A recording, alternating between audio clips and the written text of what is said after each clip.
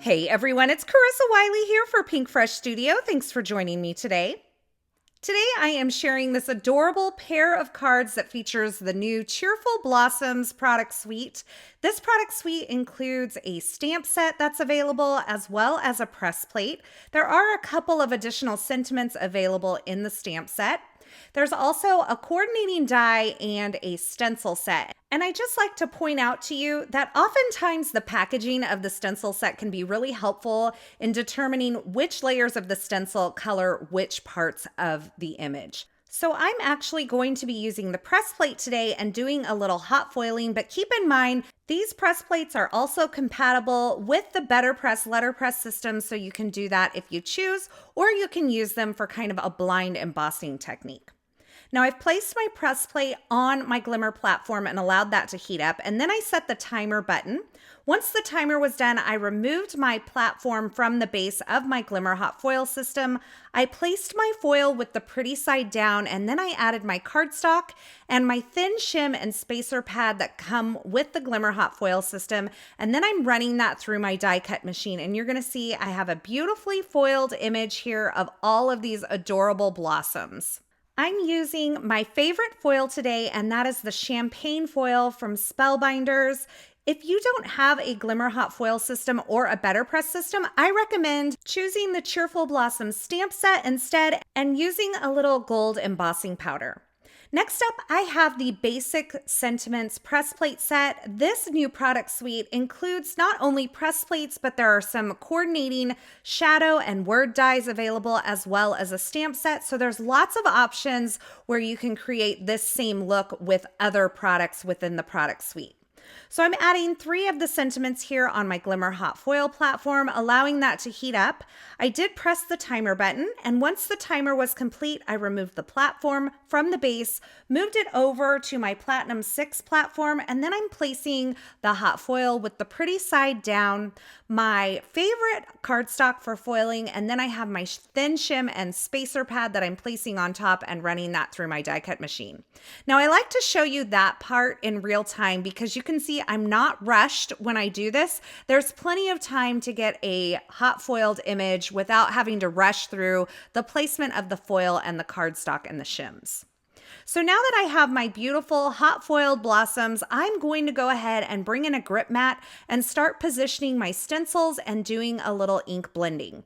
Now I'm using several colors today. I'm kind of going back to OG Pinkfresh colors, and I'm starting out with olive for my greenery, and I'm going to blend that using these nice fluffy 1-inch blending brushes all over the surface.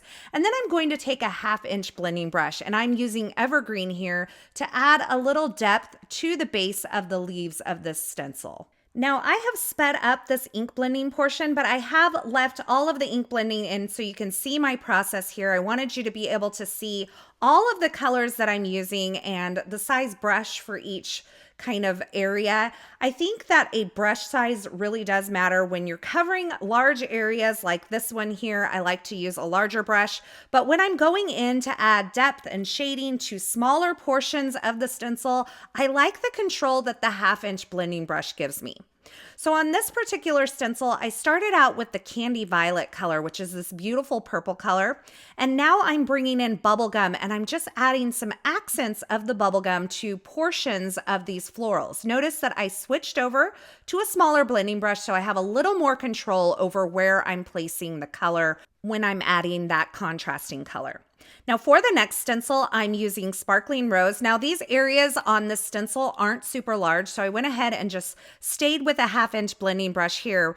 And then I'm bringing in Raspberry Bliss and adding just a little bit of shading around the outer portions of the flowers. Now on this, I chose to add my shading towards the outer parts of the petals of the flowers, and on some of the other florals, I added the shading more towards the center, and you can kind of vary what you do based on the look that you're going for.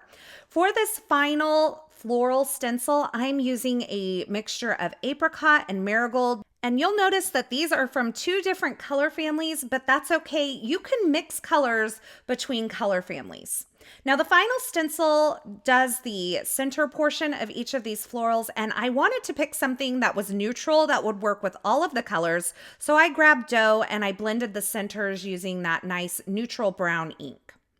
Now I'm going to take the coordinating one-piece stencil and I'm going to die cut all of these groups of blossoms out at once. And I'll also grab the shadow layer die from the Basic Sentiments die set and die cut my foiled greetings here.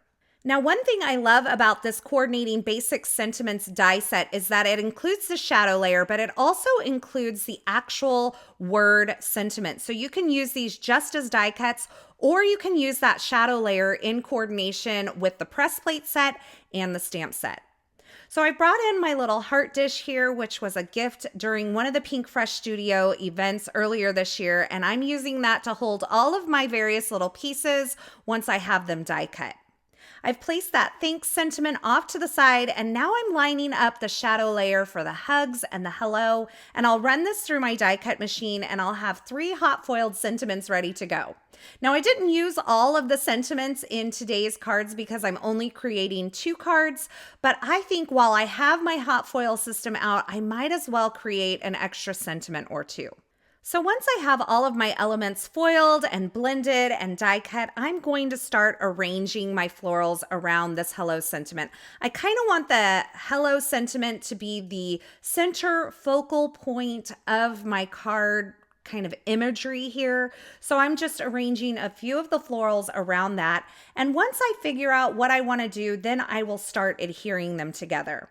Now, I was really liking where this was going, but I felt like it needed another additional layer. So I grabbed the Essentials Rectangles Postage Edge die set here, and I'm die cutting this from some white cardstock, and I'm going to use that kind of as a landing place for all of my die cuts and sentiments. Before I adhere them on, I'm taking some Ocean Breeze ink and I'm blending just along that lower right-hand corner, kind of at an angle here, to give this a little bit of shading and shadowing. And once I have that completed, then I'm going to take and adhere all of my pieces right on top of that layer. In the end, I love kind of this postage stamp feeling that these cards kind of portray. I think it's perfect for just a little simple hello or a hug sentiment like I've used here. So I've added a little liquid glue onto the back portion of my sentiment, and I've adhered that larger floral bloom there.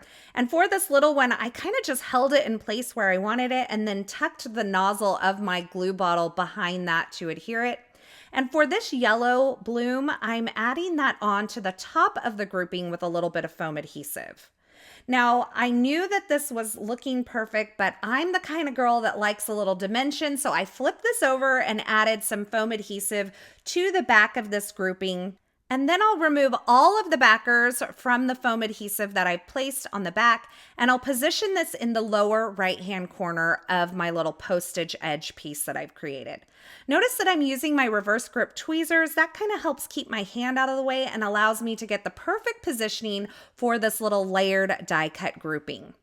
Now, I couldn't resist myself. I added just a couple more little blooms over the bottom of that H there to just kind of fill in the gap just a little bit and bring the floral design to the left lower corner of this. But you'll notice that this entire design kind of is centered around a lower right-hand corner weighted layout.